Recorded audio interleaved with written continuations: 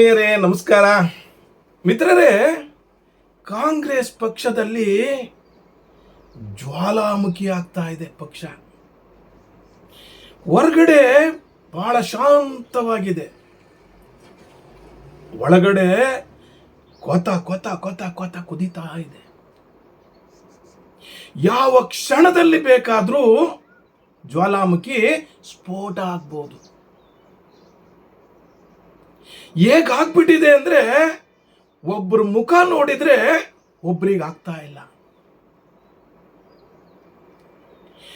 ಈ ಬಣಬಡಿದಾಟ ಅನ್ನೋದು ಕಾಂಗ್ರೆಸ್ ಪಕ್ಷದಲ್ಲಿ ಸೂರ್ಯ ಚಂದ್ರರಷ್ಟೇ ಸತ್ಯ.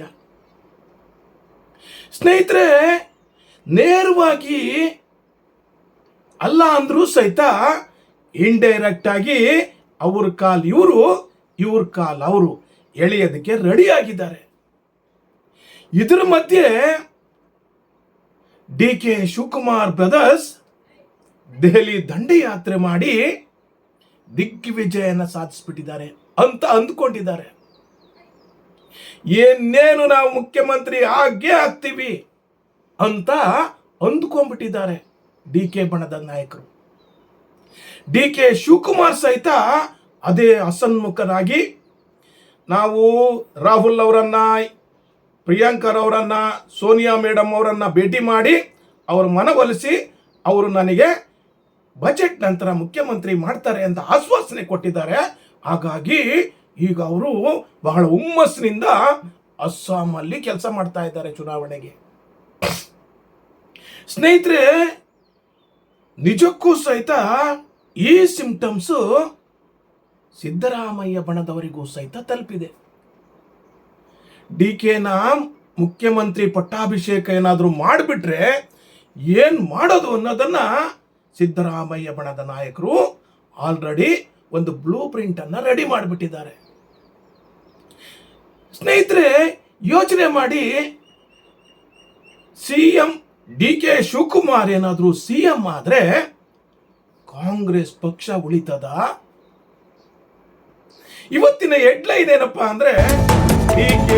ಸಿಎಂ ಆದ್ರೆ ಕಾಂಗ್ರೆಸ್ ಪಕ್ಷ ಗೋವಿಂದ. ಇದು ಬಹಳ ಬಹಳ ಇಂಟ್ರೆಸ್ಟಿಂಗ್ ಸ್ಟೋರಿ. ಇದನ್ನ ತಿಳಿಸ್ಲಿಕ್ಕೆ ಅಂತ ನಾನು ಬಂದಿದ್ದೇನೆ. ನಾನು ಪ್ರಜಾಕೀಯ ಪ್ರಜಾಕೀಯ ಮಿತ್ರರೇ, ನೀವಿನ್ನೂ ನನ್ನ ಚಾನಲ್ಗೆ ಸಬ್ಸ್ಕ್ರೈಬ್ ಆಗಿಲ್ಲ ಅಂದ್ರೆ ದಯಮಾಡಿ ಸಬ್ಸ್ಕ್ರೈಬ್ ಆಗಿ ಹಾಗೂ ಈ ವಿಡಿಯೋವನ್ನ ಸಂಪೂರ್ಣವಾಗಿ ನೋಡಿ. ನಿಮ್ಮ ಅಭಿಪ್ರಾಯ, ಬಹಳ ಬುದ್ಧಿವಂತರು, ವಿಚಾರವಂತರಾದ ನೀವು ನಿಮ್ಮ ಅಭಿಪ್ರಾಯ ಮತ್ತು ಅನಿಸಿಕೆಗಳನ್ನ ಕಾಮೆಂಟ್ಸ್ ಮಾಡಿ ತಿಳಿಸಿ. ನೇರವಾಗಿ ವಿಚಾರಕ್ಕೆ ಬರೋಣ. ಮಿತ್ರರೇ, ಡಿ.ಕೆ. ಶಿವಕುಮಾರ್ ಅವರು ಬಹಳ ದಿನಗಳ ಹೋರಾಟದ ನಂತರ, ಅಂದರೆ ದೆಹಲಿ ದಂಡಯಾತ್ರೆಯ ನಂತರ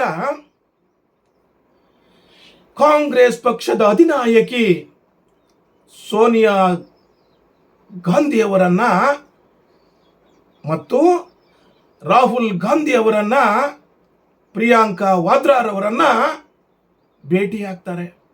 ಬಹಳ ಕಷ್ಟಪಟ್ಟು ಭೇಟಿಯಾಗ್ತಾರೆ.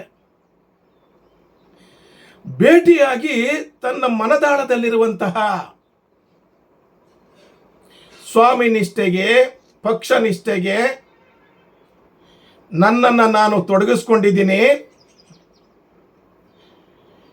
ನಾನು ಪಕ್ಷಕ್ಕೋಸ್ಕರ ತಿಹಾರ್ ಜೈಲಿನಲ್ಲಿ ಇದ್ದೀನಿ, ತಿಹಾರ್ ಜೈಲಿಗೆ ಬಂದು ಸಮಯ ಬಂದಾಗ ನಿಮಗೆ ನಾವು ಉಪಕಾರ ಮಾಡ್ತೀವಿ ಅಂತ ಹೇಳಿದ್ರಿ. ಅದೇ ರೀತಿ ಪಕ್ಷವನ್ನ ಸಂಘಟಿಸಬೇಕು ನೀವು ಅಂತ ಜೈಲಿಂದ ಹೊರ ಬಂದ ಮೇಲೆ ನನ್ನನ್ನು ಪಕ್ಷದ ಅಧ್ಯಕ್ಷರನ್ನಾಗಿ ಮಾಡಿದ್ರಿ.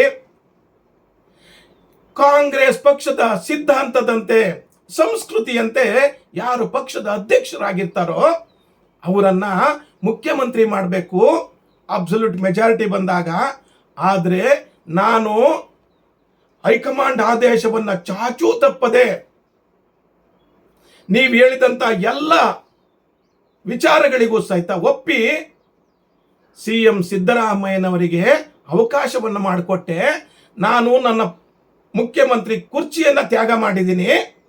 ಅದರಂತೆ ನಡೆದುಕೊಂಡಿದ್ದೀನಿ, ಚಾಚೂ ತಪ್ಪದೆ ನಡ್ಕೊಂಡಿದ್ದೀನಿ. 2.5 ವರ್ಷ ಪಕ್ಷಕ್ಕಾಗ್ಲಿ ಅಥವಾ ಮುಖ್ಯಮಂತ್ರಿ ಚೇರಿಗಾಗ್ಲಿ ಅಥವಾ ಅಧಿಕಾರದಲ್ಲಿ ಹಸ್ತಕ್ಷೇಪ ಮಾಡೋದಾಗ್ಲಿ ಒಂದೇ ಒಂದು ತೃಣಮಸ್ತನೂ ಸಹಿತ ನಾನು ಮಾಡಿಲ್ಲ. ಆದರೆ ಈಗ ಸಿದ್ದರಾಮಯ್ಯನವರು ನುಡಿದಂತೆ ನಡೀತಾ ಇಲ್ಲ. ನನಗೆ ಕುರ್ಚಿಯನ್ನು ಬಿಟ್ಟುಕೊಡಿಸಿ, ನೀವು ಹೈಕಮಾಂಡ್ ನೀವೇ ನನಗೆ ಸಪೋರ್ಟ್ ಮಾಡಲಿಲ್ಲ ಅಂದರೆ ಮತ್ತೆ ಯಾರು ಸಪೋರ್ಟ್ ಮಾಡ್ತಾರೆ ಅಂತ ನೋಡಿ, ನನಗೊಂದು ಕ್ಲಾರಿಟಿ ಕೊಟ್ಬಿಡಿ.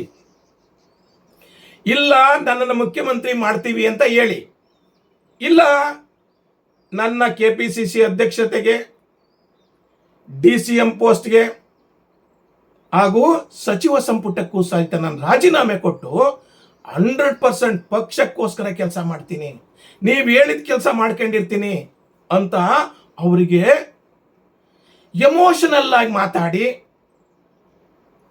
ಅಂತೂ ಇಂತೂ ಹೈಕಮಾಂಡನ್ನು ಒಪ್ಪಿಗೆ ಪಡೆದು ರಾಜ್ಯಕ್ಕೆ ಮರಳಿದ್ರು. ರಾಜ್ಯಕ್ಕೆ ಮರಳಿದಾಗ ಬಹಳ ಹುಮ್ಮಸ್ಸಿನಲ್ಲಿದ್ರು, ಬಹಳ ಖುಷಿನಲ್ಲಿದ್ರು.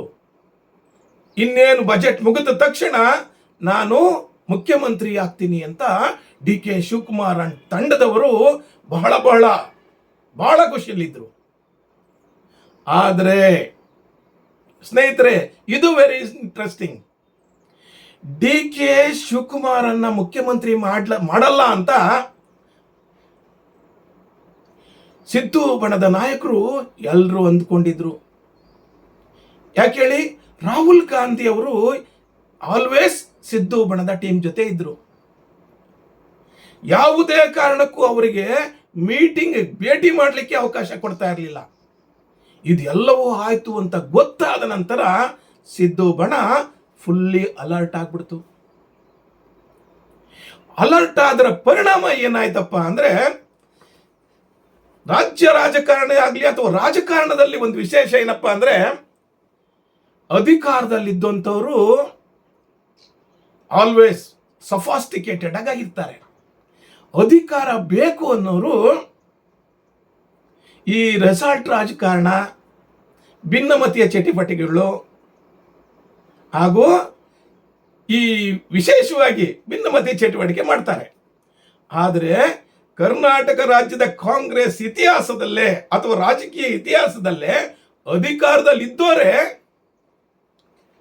ಪಕ್ಷ ವಿರೋಧಿ ಚಟುವಟಿಕೆ ಅಂಡ್ ದಟ್ ಮೀನ್ಸ್, ನಾನು ಡೈರೆಕ್ಟ್ ಆಗಿ ಹೇಳ್ತಾ ಇದ್ದೀನಿ, ಸಿದ್ದರಾಮಯ್ಯನ ಬಣದ ನಾಯಕರು DK ಶಿವಕುಮಾರ್ ಅವರನ್ನ ಮುಖ್ಯಮಂತ್ರಿ ಮಾಡೋದನ್ನ ವಿರೋಧಿಸಿ ಫಾರಿನ್ ಟ್ರಿಪ್ ಹೋಗ್ತಾ ಇದ್ದಾರೆ. ಒಂದು ಟೀಮ್ ಹೋಗಾಯ್ತು 10 ಜನ, ಇನ್ನು 21 ಜನದ ಟೀಮು ರೆಡಿ ಆಗಿದೆ. ಸ್ನೇಹಿತರೆ, ಇದು ಏನನ್ನ ಸೂಚಿಸುತ್ತೆ? DK ಬಣದ ನಾಯಕರು ಏನಾದ್ರು ನೀವು ಫಾರಿನ್ಗೆ ಯಾಕೆ ಹೋಗ್ತಾ ಇದ್ದೀರಾ ಅಂತ ಕೇಳಿದ್ರೆ, ನಮ್ಮ ಮನೆ ದುಡ್ಡು ನಾವು ಹೋಗ್ತೀವಿ, ಅದೇನೋ ಕೆರೆ ನೀರು ಕುಡಿಯೋದಕ್ಕೆ ದೊಣ್ಣೆ ನಾಯಕರ ಅಪ್ಪಣೆ ಬೇಕಾ? ನಾವು ಫಾರಿನ್ಗೆ ಹೋಗೋದಕ್ಕೆ KPCC ಅಧ್ಯಕ್ಷರು ಒಪ್ಪಿಗೆ ಹಾಕಬೇಕು ಅಂತ ಹೇಳ್ತಾರೆ. ಆದರೆ DCM DK ಶಿವಕುಮಾರ್ ಅವರು ಹೈಕಮಾಂಡ್ ಮೂಲಕ ಪ್ರೆಷರ್ ಹಾಕ್ಸಿದ್ರು ಸಹಿತ, ಸುರ್ಜಾವಾಲರೇ ಡೈರೆಕ್ಷನ್ ಕೊಟ್ಟರು ಸಹಿತ, ಸನ್ಮಾನ್ಯ AICC ಅಧ್ಯಕ್ಷರು ಹೇಳಿದ್ರು ಸಹಿತ ಫಾರಿನ್ ಟ್ರಿಪ್ಗೆ ಹೋಗಿದ್ದಾರೆ. ನಮ್ಮ ದುಡ್ಡಲ್ಲಿ ನಾವು ಹೋಗಿದ್ದೀವಿ ಸರ್, ಹೋಗಿ ಬರ್ತೀವಿ ಆರಾಮ್ಸೆ ಅಂತ ಅಂತಾರೆ. ಇದು ಏನನ್ನ ಸೂಚಿಸುತ್ತೆ? DK ಶಿವಕುಮಾರ್ ಮುಖ್ಯಮಂತ್ರಿ ಆಗೋದನ್ನ CM ಬಣದ ನಾಯಕರು 100% ವಿರೋಧಿಸ್ತಾ ಇದ್ದಾರೆ ಅಂತ ಸೂಚಿಸುತ್ತೆ. ನಂಬರ್ 1, CM ಸಿದ್ದರಾಮಯ್ಯದ ಬಣದ ನಾಯಕರು ಅಗ್ರೆಸಿವ್ ಆಗಿಬಿಟ್ಟಿದ್ದಾರೆ. ಉದಾಹರಣೆಗೆ ಮಹದೇವಪ್ಪನವರು, HC ಮಹದೇವಪ್ಪ ಅಂದ್ರೆ ಸಿದ್ದರಾಮಯ್ಯ ಅಂದ್ರೆ HC ಮಹದೇವಪ್ಪ. ಯಾಕಪ್ಪ ಅಂದ್ರೆ HC ಮಹದೇವಪ್ಪ, ಸಿದ್ದರಾಮಯ್ಯ ಎಲ್ಲರೂ ಸಹಿತ JDS ಅಲ್ಲಿದ್ದವರು. ಅವರೆಲ್ಲರನ್ನೂ ಸಹಿತ ಸಿದ್ದರಾಮಯ್ಯನವರು ಕಾಂಗ್ರೆಸ್ಗೆ ಕರ್ಕೊಂಬಂದ್ರು. ಆಯಕಟ್ಟಿನ ಸ್ಥಳದಲ್ಲಿ ನೀಟಾಗಿ ಅವರನ್ನ ಬೆಳೆಸಿದ್ರು, ಸಚಿವರನ್ನಾಗಿ ಮಾಡಿದ್ರು. ಈಗ ಮಹದೇವಪ್ಪನವರು ಬಹಳ ಒಂದು ಅಮೂಲ್ಯವಾದ ವಿಚಾರವನ್ನು ಹೇಳಿದ್ದಾರೆ. ಯಾರೆಲ್ಲ ಬದಲಾವಣೆ ಬಯಸ್ತಾರೋ ಅವರೆಲ್ಲ ಬೀದಿ ನಾಯಿಗಳು ಅಂದ್ರು. ಅವರೇನು ಅನ್ನಬೇಕು ಅಂತಂದಿಲ್ಲ, ಆದರೆ ಮನಸ್ಸಿನಲ್ಲಿದ್ದಂತಹ ಅವರ ಭಾವನೆ ಹೊರಗಡೆ ಬಂತು. ಇದು ನಿಜಕ್ಕೂ ಸಹಿತ ಡಿ ಕೆ ಬಣದ ನಾಯಕರಿಗೆ ಅರ್ಥ ಆಗ್ಬೇಕು. ಯಾವುದೇ ಕಾರಣಕ್ಕೂ ಸಿದ್ದರಾಮಯ್ಯ ಬಣದವರು, ಸಿಎಂ ಸಿದ್ದರಾಮಯ್ಯ ಬಣದವರು ಡಿ ಕೆ ಶಿವಕುಮಾರ್ ಅವರನ್ನ ಮುಖ್ಯಮಂತ್ರಿ ಮಾಡಲಿಕ್ಕೆ ಬಿಡೋದಿಲ್ಲ ಅನ್ನೋದು ಡಿ ಕೆ ಬಣದವ್ರಿಗೂ ಸಹಿತ ಅರ್ಥ ಆಗ್ತಾ ಇದೆ. ಅದಕ್ಕಿಂತ ಮುಖ್ಯವಾದ್ದೇನಪ್ಪ ಅಂದ್ರೆ, ಬೆಳಗಾವಿಯ ಬೆಂಕಿ ರಾಜಕಾರಣಿ ಸೈಲೆಂಟ್ ಸತೀಶ್ ಜಾರಕಿಹೊಳಿ ಅವರು ದೆಹಲಿಗೆ ತಮ್ಮ ತಂಡದೊಂದಿಗೆ ಹೈಕಮಾಂಡ್ ಭೇಟಿಗೆ ಹೋಗ್ತಾ ಇದ್ದಾರಂತೆ. ಯಾಕೆ ಹೋಗ್ತಾ ಇದ್ದಾರೆ ಅಂದ್ರೆ ಮುಖ್ಯ ಉದ್ದೇಶನೇ, ಅವರು 1000 ಹೇಳ್ಬಹುದು, ನಮ್ಮ ಇಲಾಖೆಯಲ್ಲಿ ಮೀಟಿಂಗ್ ಇತ್ತು, ಇಲಾಖೆ ಅಭಿವೃದ್ಧಿಗೋಸ್ಕರ ಹೋಗ್ತಾ ಇದ್ದೀವಿ, ಇಲಾಖೆಯ ಸಚಿವರನ್ನ ಭೇಟಿ ಮಾಡ್ಲಿಕ್ಕೆ ಹೋಗ್ತಾ ಇದ್ದೀವಿ ಅಂತ.